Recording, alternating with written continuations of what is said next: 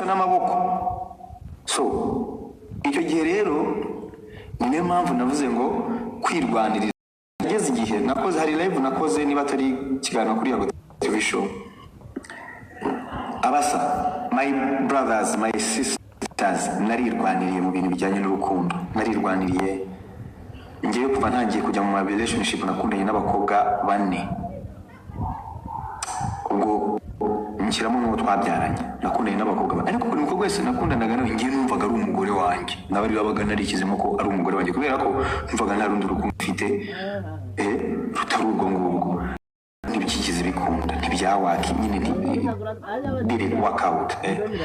Igihe kiragera ndavuga rero rekana nageragere imbaraga zanjye nk'umuntu kuko ngewe ndi pondati ndi strong man. I'm a strong man, I'm a real man, ndi umugabo. Ngewe niyumva nk'umugabo kabisa, ntabwo njye niyumva nk'umugabo w'igice wapi, sinjya niyumva nk'umugabo uciriritse cyangwa oya, njye niyumva nk'umugabo mba numva kabisa n'imisemburo yanjye ari y'abagabo kabisa. Ko mba numva iyo naza kuba umuhanzi nari kuba umusirikare.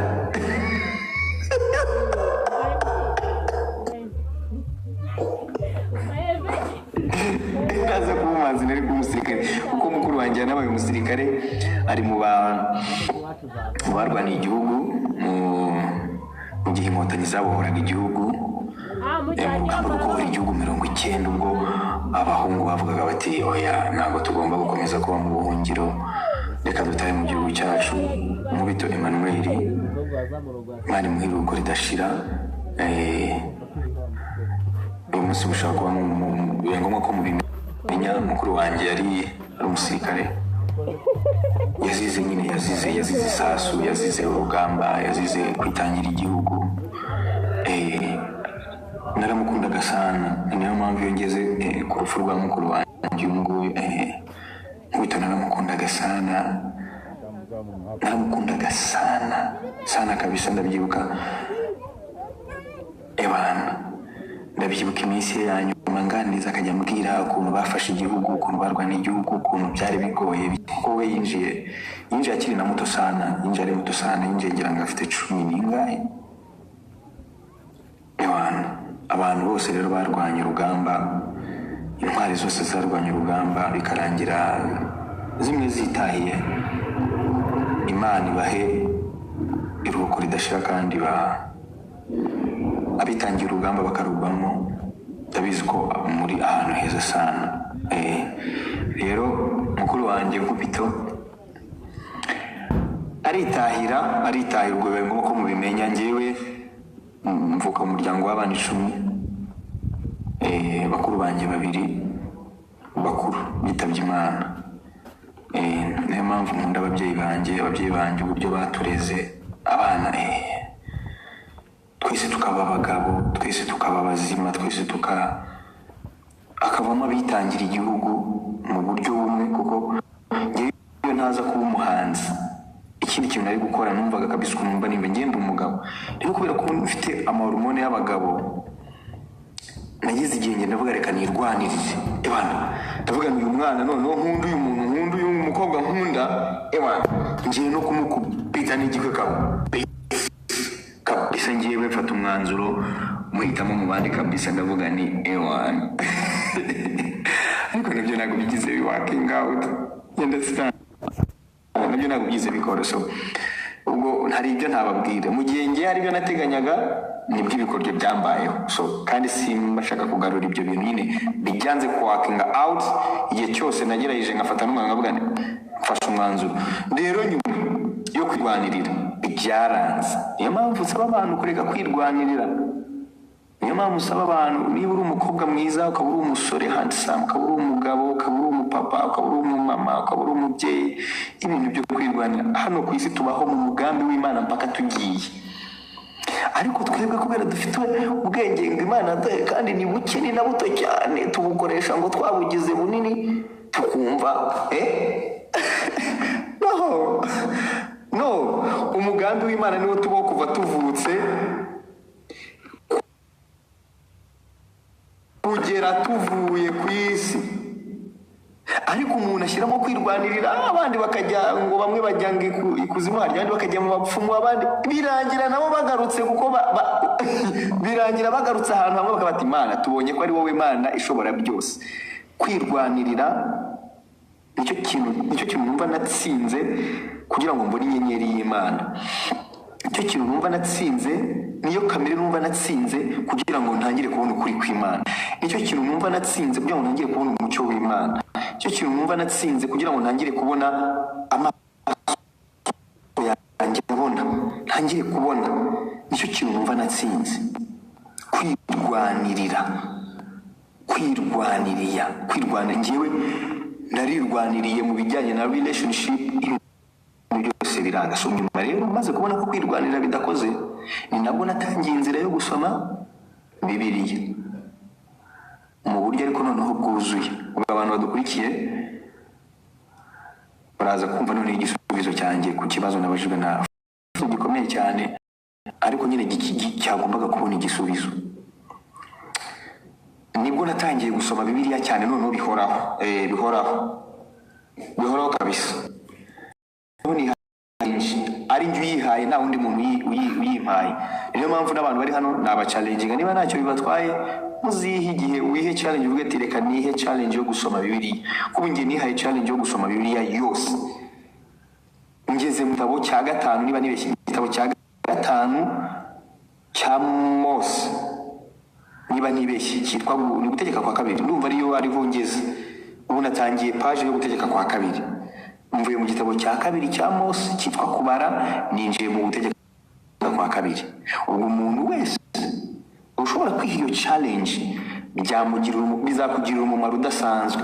Mu gutangira gusoma Bibiliya nibwo natangiye gukura, nibwo natangiye kumenya iby'ubwiru bw'Imana, n'iki Imana ivuga ku rushako, iki Imana ivuga ku muryango, iki Imana ivuga ku babana, iki Imana ivuga ku bisekuruza.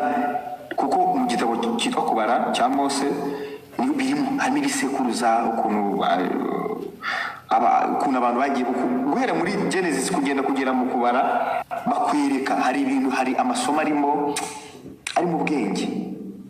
ubwenge sana. Mu gutangira gusoma nibwo nagiye nangira kubona ngiye hari ibintu ntarinzi, none nkashyiramo imbaraga nkirwanirira nkagira gute. Ibyo byose rero ngira gute, ndavuga reka mbihagarike, ahubwo reka ntegereze gushaka kw'Imana. Igihe cya nyacyo nikigera Imana izakora, inzanira umuntu wanjye mbyumve, mbifiringe, mbibone. Medini yaririmbye ngo n'umuntu uzamumenya, ngo niko mama yamubwiye. Nibyo rwose nibyo.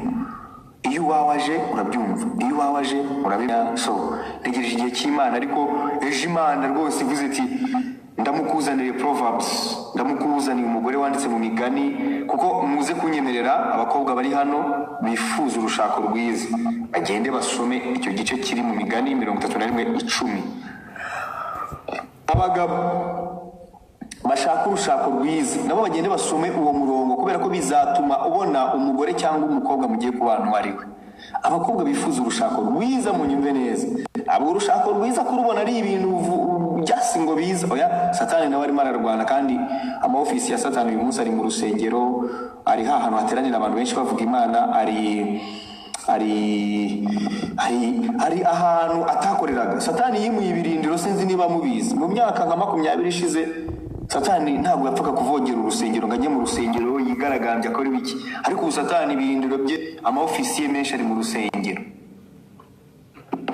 Hari abari buze kutamva neza, ariko ndabizi ko ibimenyetso mu bifite. Abakoresha social media murabibona ko I agree with you.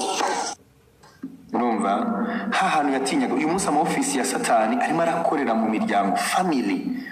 Umunsi murabizi ukuntu family irimo kwangirika, murabibona famille Satani arimo arayangiza cyane, arimo nta nubwo ashaka ko umugabo n'umugore babana. Ibyo ni ibindi kubera ko Bibiliya igaragaza uburyo umugabo n'umugore Imana irabasanga cyane.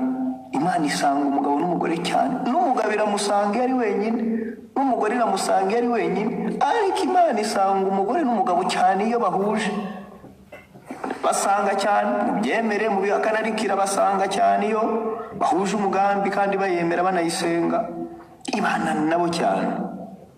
So sinzi niba Fred abonye igisubizo, ntegereje kugira neza kw'Imana ku buzima bwanjye, kuko ibyo nagerageje kwirwanira byose byaranze. Yago, ndasubijwe pe. Ndasubijwe kandi ndanyuzwe kuko uri mu nzira nziza cyane. Sinzi niba nkuciye mu ijambo wari wahendeye. Nahendeye rwose, nahendeye mu Jewe narashatse kandi ntago nashatse bintunguye. Hariho abashaka bibatunguye sometimes, ariko narabiteguye, mbisaba Imana, ndasenga kandi irabinkorera. Nashyitse mu town nayo harimo urusaku.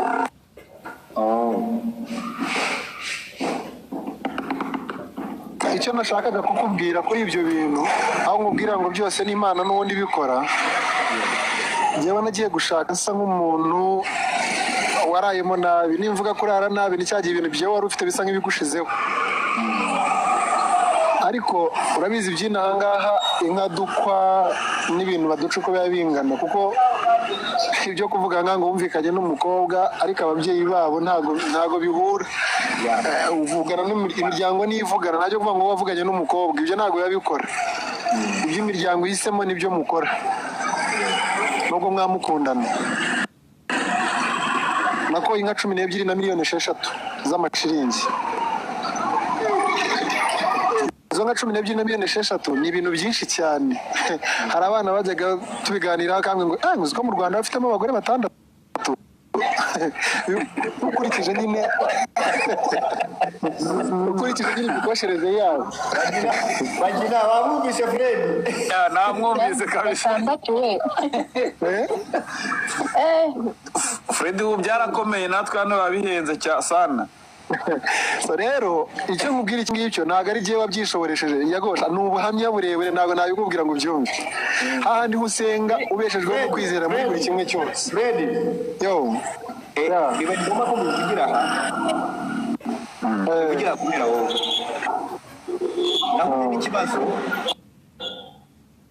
Nawe ni ikibazo cyo kwibwa ibikoresho, ariko bibaye ngombwa ko mbivuga. TV show byatumaga nkora ibiganiro, ariko abenshi muvuga Yago kandi nibwe n'abantu nakoranaga nabo. Rero mfite gahunda yo kugaruka mu biganiro. Niyo mpamvu mbivugiye, ningaruka mu biganiro Fred, nzaza gucyura inka yanjye tubitambutse kuri Yago TV show, unaduha ikiganiro exclusivity y'ubuhamya bwose ubitse urimo kutubwira, kandi ntabwo ari kera. Nibifata igihe kinini bafata neza, azayicurire ntazoheramo. Ngaruke mu kazi, ngaruke online. Yago, reka nkubwize ukuri, jewe ndi umwe mu bantu bagukomeza. Ubuhamya bwose buzajya hanze h'umuntu. Ndari I'm here for you, my brother. Gaza mororo ewana, tubanze twishyura amata, mbanze nkame ndumva bikumbuye, mbanze nkwa amata, mbanze live tuzaba turimo guswiminga live kuri Yago TV show, ndimo kuvuruganya. Oh my god, I miss cyane. Rero ibyo bintu byo nakubwiraga byumbwira ngo ntihazagire umuntu irwanira, ni ukuri. Reka nkubwize ukuri, iyo ugiye kwirwanirira, Bibiliya avuga ngo nituhanga amaso Uwiteka, umuhanga amaso cyangwa se ibyiringiro byacu tubishyire ku Mana, ngo nk'uko imisozi igose abantu be. Rero Uwiteka muri ubwo buryo tukamuvanaho amaso kandi tukajya kuyahanga ku bindi dushyizeho imbaraga zacu, nta kindi kintu akora. Aragenda akabanza agakuraho bya bindi byose warushyizeho amaso, akabikubita hasi. Yamara kubikubita hasi akaba ari ujyaho ukamureba. Umuntu rero ushaka yuko batazabanza kubikubita hasi, azamuhanga amaso. Reka ahoraho, ahubwo bamwe bica utujisho nyine, ariko ahoraho. Yes, ahoraho. Hari umuririmbyi yarimbye ngo Nikorari yarimbye ngo Muyaryama twashira ni roboti.